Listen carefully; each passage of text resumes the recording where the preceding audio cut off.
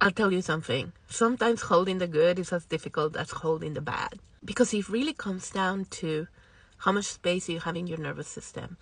Because at the end of the day, it's how much space do you have for life, not for how much space do you have for anger or sadness or anxiety or how much space do you have for joy. It really comes down to how much space do you have for life. And if you don't have space for the uncomfortable, you also don't have space for the comfortable. I wanted to share this with you. So I have a day job and I'm very good at my day job. I've been doing this for 30 years and I literally can do it with my eyes closed. I'm so good at it. I have a lot of practice. And normally I'm very good at taking feedback on a one-on-one where people are like, oh, Sandra, you did such a great job. And I'm like, thank you. But when that positive feedback is given to me in front of a large group, I feel so uncomfortable. Even though it's a good feeling, I mean, it's a joyful feeling. I did do a good job. But man, that was so uncomfortable. And the VP that was there, I think he could see it because he said, you guys are making Sandra blush.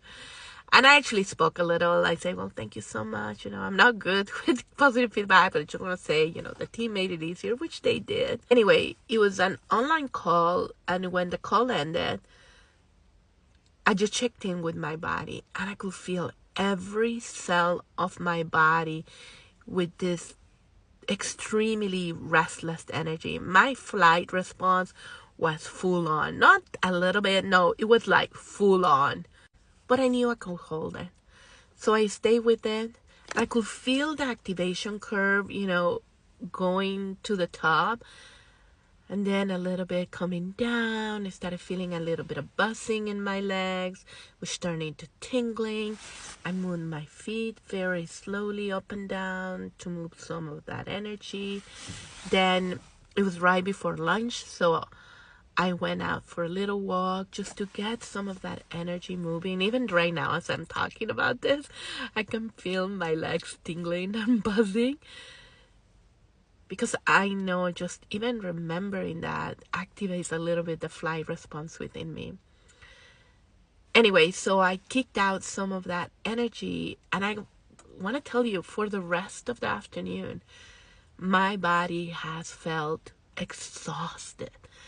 Holding this activation, this energy, felt so exhausted. And I wanted to give this example because we always talk about, holding the trauma and holding the sadness and the anxiety and the anger, but we never talk about how difficult it can also be holding the joy. Because at the end of the day, there's no switch for good things and bad things. There's only a switch for life, and you are either full on connected to life or you're not. And if you're connected to life, then it comes down to how much space do you have to hold life. Luckily, I've been doing a lot of somatic experiencing work, so now I have this space to hold life. But had it been 3 years ago, 5 years ago, I would have had to soothe those big feelings somehow. Crying, disconnecting, binging, overeating, doing something that will soothe the feeling. But luckily I can now be with it. It's still very uncomfortable, but it did not dysregulate me. I was able to stay present with it. And I hope, and I really hope, you can also stay present with the joy in your life.